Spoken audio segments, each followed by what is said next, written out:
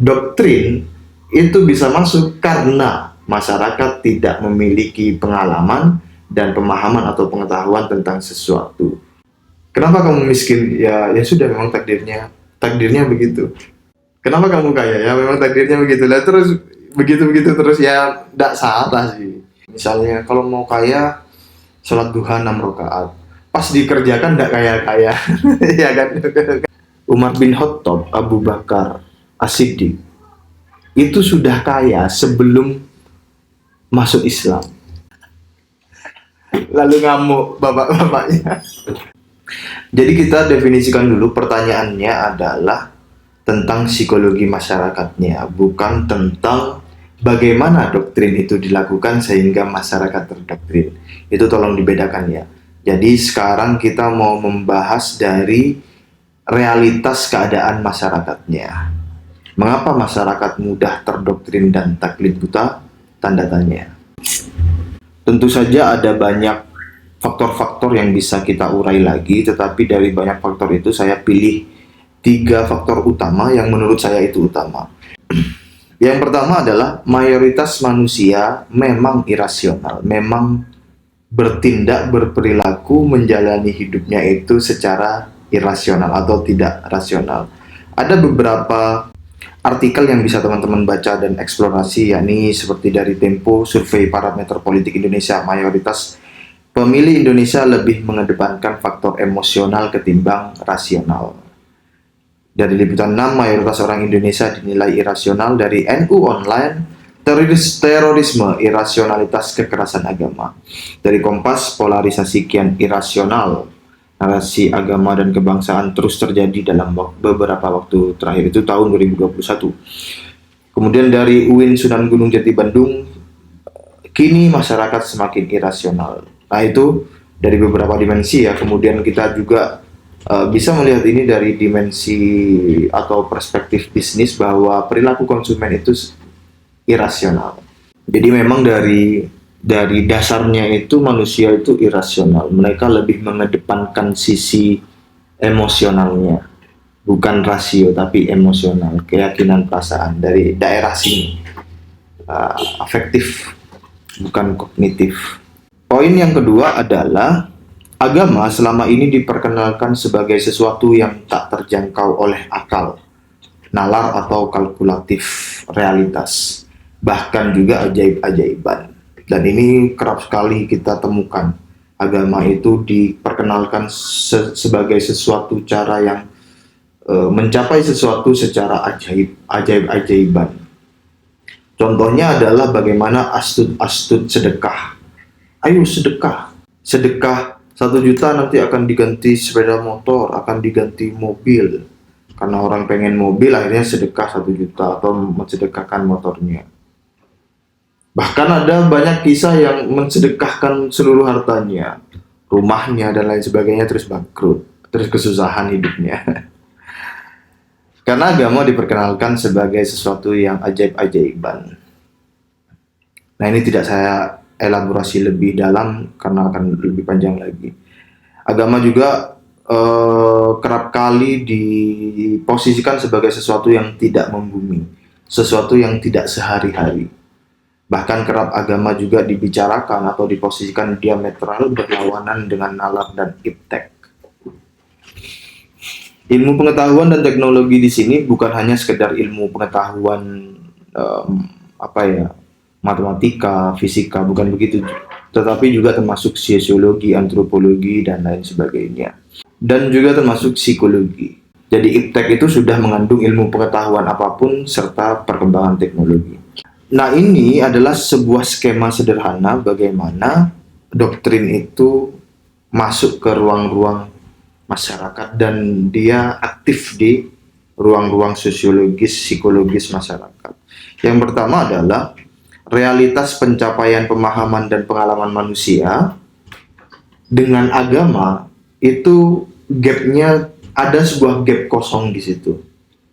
Jadi mereka tidak bisa mengerti tentang ajaran agama, tentang apa yang sesungguhnya yang dimaksud dengan agama dan ajaran-ajarannya, karena dia tidak dapat mengerti secara akliah, maka di situ ada gap ruang kosong, dan gap ruang kosong itulah yang diisi dengan frase-frase seperti yakin saja, keyakinan, percaya saja, jangan tanya, atau iman, diimani saja. Padahal kata iman itu bukan berarti mempercayai sesuatu tanpa dasar. Tetapi di situ terjadi sebuah pemelintiran, entah sengaja atau tidak sengaja, terhadap diksi iman. Jadi gap atau ruang kosong itu diisi oleh yakin saja, percaya saja, jangan tanya, yang itu dibawakan oleh figur otoritatif, figur yang dianggap pakar, ahli, figur yang dianggap mulia, suci, tanda kutip pasti benar, tidak mungkin salah. Akhirnya dipercaya saja. Saya tidak bisa mendoktrin dirimu tentang sesuatu yang kamu memiliki pemahaman dan pengalaman tentang hal tersebut.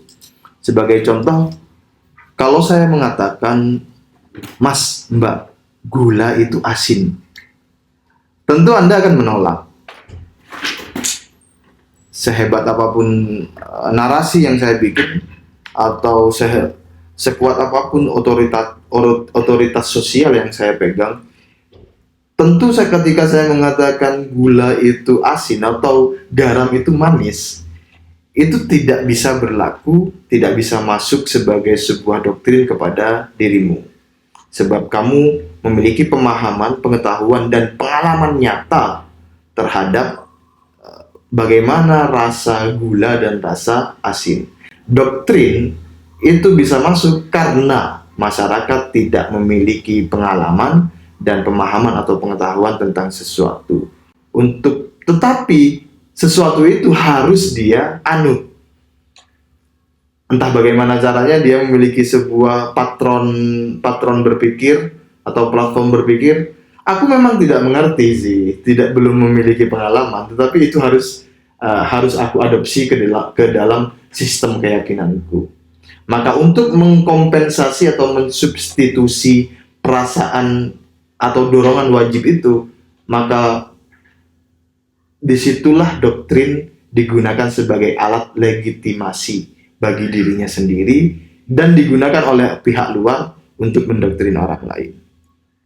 Jadi doktrin itu berlaku kalau sesuatu itu di luar pemahaman, di luar pengetahuan dan pengalaman manusia.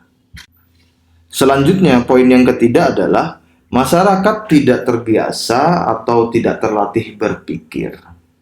Dan memang sistem pendidikan serta sistem berpikir kita, sistem berpikir kolektif masyarakat kita mayoritas menghafal. Menghafal itu menerima, mengingat, dan merapalkan ulang. Atau know what, mengetahui apa. Jadi seperti bio, seringkali saya menggunakan metafor bio, yaitu sekedar bio aja. Hanya sekedar mengulang-ulang, atau kaset rusak lah, rekaman kaset rusak. Ngono ya, tapi tidak ngerti apa yang dibicarakan. Ceramah agama juga mayoritas berpola sama. Tidak ada penjelasan kausalitas, relasi, korelasi dalam satu struktur pemahaman yang utuh yang bikin orang paham mekanisme di balik sesuatu atau know why. Jadi ilmu itu simplifikasinya ada 3 ya. Ada paling kiri, know why, mengetahui dan memahami mengapa sesuatu itu terjadi, atau mengapa suatu keputusan itu diambil, atau mengapa sesuatu itu, atau mengapa seseorang itu mengatakan itu. Kemudian ada know what, apa, kemudian know how, bagaimana sesuatu dikerjakan.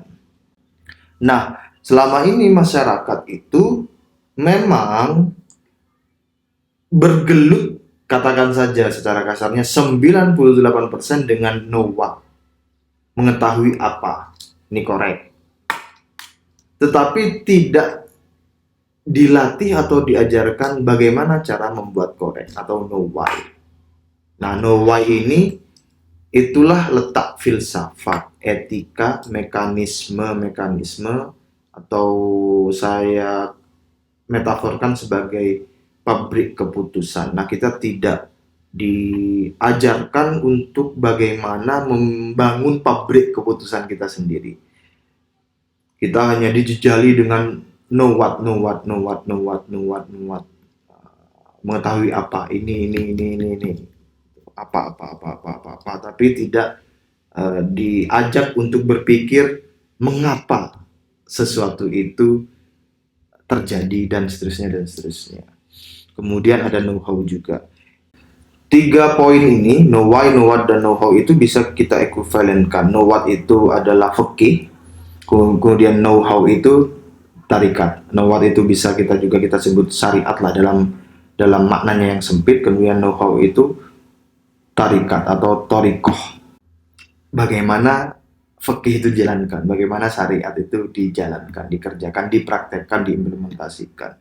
Kemudian know why itu bisa juga kita ekuivalenkan dengan usul fikih.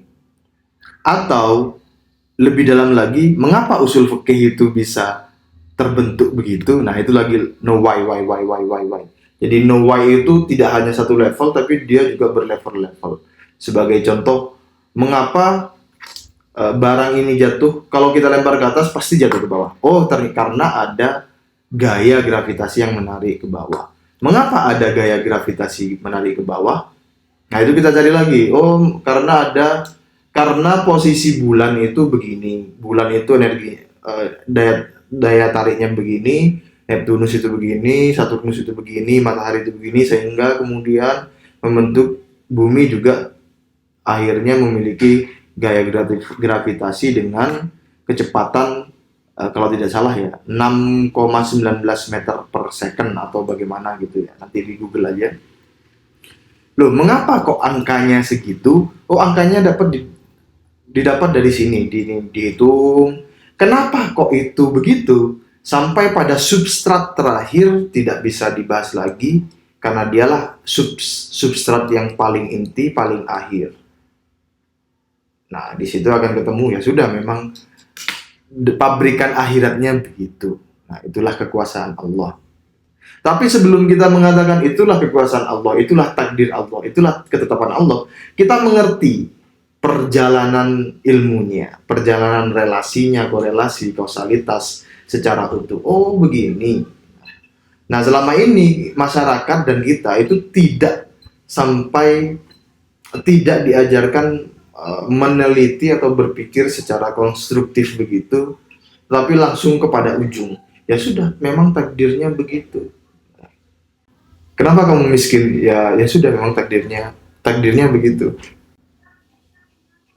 Kenapa kamu kaya? Ya memang takdirnya begitu. Lah terus begitu terus ya tidak salah sih.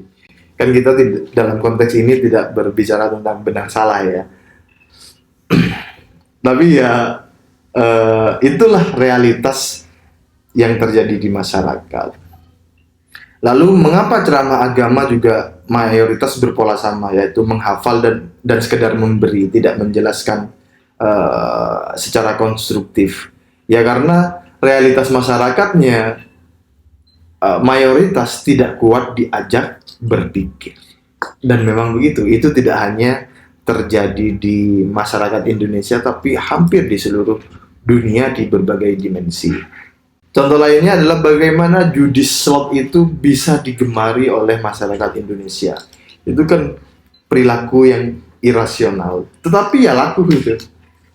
Bagaimana investasi bodong dari tahun ke tahun selalu ada saja, seolah-olah masyarakat itu tidak belajar dari sejarah masa lalu. Kesalahan itu diulang lagi dengan aktor-aktor yang berbeda. Dan ya memang begitu. Kalau ditanya mengapa ya memang begitu, makanya Henry Ford itu, kalau tidak salah Henry Ford itu pernah mengeluarkan sebuah statement, manusia akan lebih memilih mati dibandingkan disuruh berpikir. Itu saking manusia itu di dalam perspektif Henry Ford tidak mau berpikir atau malas berpikir. Banyak saya menghadapi doktrin-doktrin itu dan saya mencabut-cabut doktrin itu dari sistem keyakinan teman-teman saya ya. Yang itu memang hasil dari ceramah-ceramah agama. Misalnya kalau mau kaya, sholat duha 6 rakaat. pas dikerjakan nggak kaya-kaya. Ya kan? Kalau itu juga kan banyak itu saat dulu ya beberapa tahun yang lalu itu ya, kalau mau kaya ya, sholat subuh tepat waktu gitu. Kemudian saya jawab kan, ada orang tua yang berkata begitu, ini ya ini sholat subuh tepat waktu. Saya bilang, lah Umar bin Khattab, Abu Bakar, As-Siddiq itu sudah kaya sebelum masuk Islam.